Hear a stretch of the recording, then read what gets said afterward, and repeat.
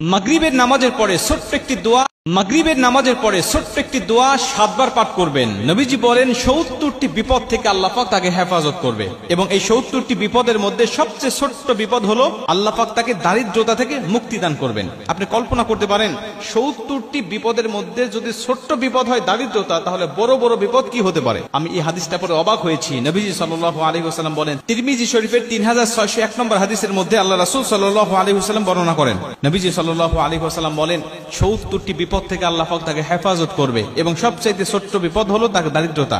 আমরা কিন্তু দারিদ্রতাকেই সবচেয়ে বড় বিপদ মনে করি, অথচ নবীজি বলতেন না, এই 70টি বিপদের মধ্যে যত বিপদ আছে সবচেয়ে ছোট্ট বিপদ হলো দারিদ্রতা। বাদ বাকি 69টি বিপদ কত বড় বড় হতে পারে একটু কল্পনা করেন আপনি। তার মানে আপনি যদি দোয়াটি নিয়মিত পাঠ করেন, আপনার যত বড় অসুস্থতা থাকুক না কেন আল্লাহ পাক আপনাকে পরিপূর্ণ শেফা দান করবে। আপনি যদি এই দোয়াটা পাঠ করেন, আপনি যত বড় বিপদের মধ্যে থাকেন না কেন, আপনার দেওয়ালে পিঠ থেকে গেছে কোনো সমস্যা নেই, আল্লাহ পাক এই কঠিন বিপদ থেকেও আপনাকে হেফাজত করবে। আপনি যত বড় দুশ্চিন্তার ডিপ্রেশনের মধ্যে থাকেন না কেন, এই দোয়াটি যদি আপনি নিয়মিত পাঠ করেন, আল্লাহ কঠিন কঠিন দুশ্চিন্তার ডিপ্রেশন থেকেও আল্লাহ পাক আপনাকে সম্পূর্ণ হেফাজত করবে। হাদিসটি হযরত আবু হুরায়রা রাদিয়াল্লাহু তাআলা আনহু বর্ণনা করেছেন। তিনি বলেন, নবীজি সাল্লাল্লাহু আলাইহি ওয়াসাল্লাম বলেন, তোমরা লা হাওলা ওয়ালা কুওয়াতা ইল্লা বিল্লাহ এটুকু সবচেয়ে বেশি বেশি পাঠ করো। কেন? এটা হলো জান্নাতের রত্ন ভান্ডার। এই লা হাওলা ওয়ালা কুওয়াতা ইল্লা বিল্লাহ এটা হলো জান্নাতের রত্ন ভান্ডার। যদি কোনো ব্যক্তি এই দোয়াটি বেশি বেশি পাঠ করে, তাকে জান্নাতের রত্ন ভান্ডার দান করা হবে। কল্পনা করতে পারেন, জান্নাতের রত্ন ভান্ডারের মালিক যদি আপনি হয়ে যান, তাহলে দুনিয়াতে আপনার কিসের সমস্যা, কিসের দুঃখ, কিসের ব্যথা, কিসের বেদনা, আপনি তো দুনিয়ার জমিনে সবচেয়ে সুখময় শান্তিময় একজন মানুষ।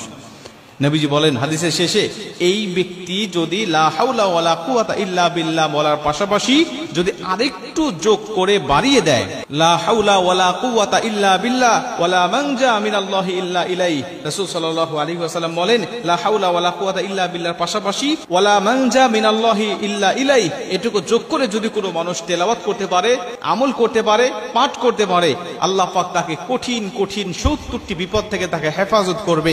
আল্লাহ পাক তাকে বালা মুসিবত থেকে, দুশ্চিন্তা থেকে, রিজিকের অভাব থেকে আমার আল্লাহ পাক তাকে সম্পূর্ণভাবে হেফাজত করবে।